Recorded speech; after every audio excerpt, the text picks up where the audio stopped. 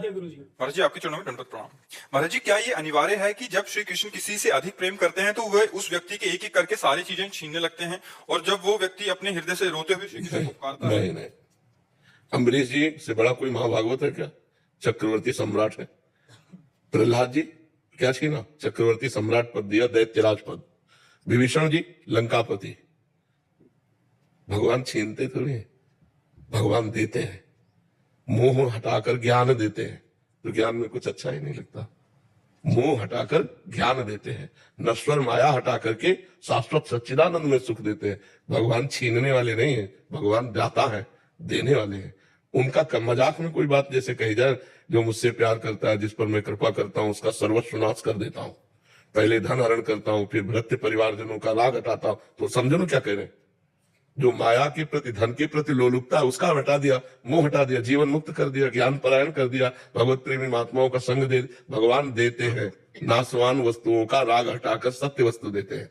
भगवान कभी छीनते नहीं है। मुझे कुछ समय के लिए ले लेते हैं, फिर ले क्यों लेते हैं? वही है, उनके सिवा कोई है ही नहीं, तो ले किसको लेंगे?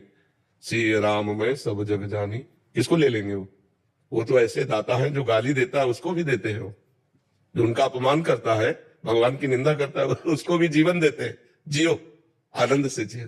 ये जो भक्ति करता है उसका जीवन संकट पूर्ण कर दे, ऐसा कैसे हो सकता है? भगवान की बात को समझना है।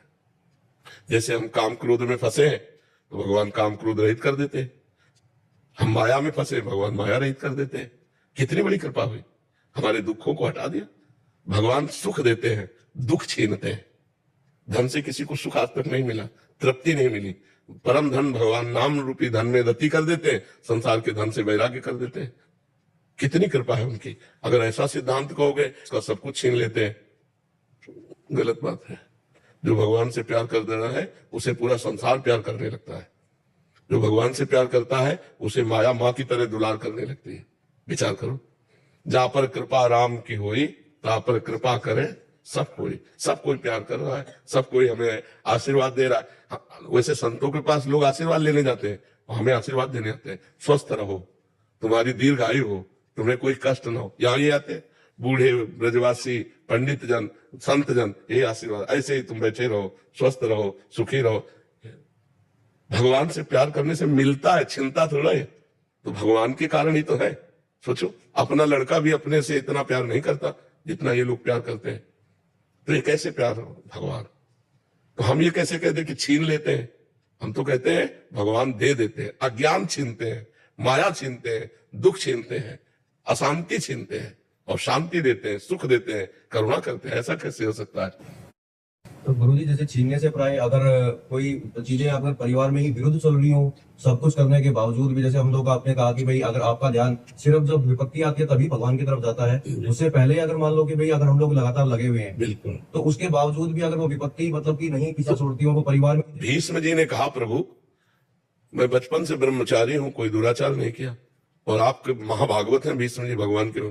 ये बाणों की सैया पे 6 महीने से पड़ा हूं, और आप हमको कहते हैं युधिष्ठिर जी को उपदेश करो। इतना भीषण कष्ट है, तो ऐसा क्यों है मुझे? मैं 100 जन्म तक पूर्व का देख रहा हूं, तो क्या और आगे देखो। तो जन्म जन्मांतरों के हमारे जो पाप हैं, वो जब हमारे ऊपर प्रहार करते हैं, तो दुख, विपत्ति, रोग, लड़ाई झगड़ा, ये सब रूप बन करके आते हैं। तो भगवान का भजन करने वाला विवेक के द्वारा उनको सह लेता है। जो संसारी पुरुष होता है, उसमें बिथ के लड़ाई झगड़ा किया, जेल चला गया, रोग में हाय हाय किया, डिप्रेशन में पहुंच गया। रोग तो है ही, दिमाग से भी परेशान हो गया, धन से परेशान हो गया, नाना प्रकार की दुख विपत्तियां उसे घेर ली। वो किसी से प्यार करे तो वो लोग अपमान करे, वो धर्म से चले तो लोग उसे दुख दे। ये विपरीतता आती है।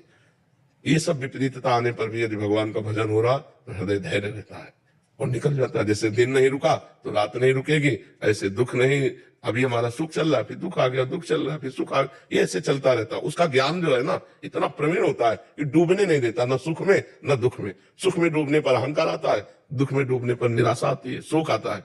तो हमें भगवान के भजन में दृढ़ विश्वास करके चलना चाहिए। अनेक जन्मों के कर्म है जो हमको गिराते हैं। मान लो 2-4 माला आप लोग जपते होगे, 2-4 घंटे पूजा करते होगे, यहाँ तो जीवन ही पूजा है, कुछ और है ही नहीं।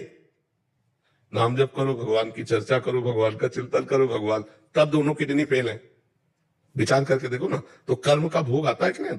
रामकृष्ण परमहंस जी जो थे, उनके गले में कैंसर था, डॉक्टरों ने कहा सत्संग नहीं बोलोगे, तो बोले सत्संग तो बोलेंगे, हमारा जीवन है सत्संग। गले में बना रहे कैंसर, बना रहे। तो बड़े बड़े संतों के जीवन में देखा गया, कष्ट देखा, तो अगर भजन से कष्ट कटता तो उनका कट जाता कि नहीं कट जाता। इसका मतलब है भजन आगे की संभाल करता है और हमको जीने का बल देता है कि हम विपत्तियों से, दुख से घबराए नहीं, उनको सहकर निकल जाएं।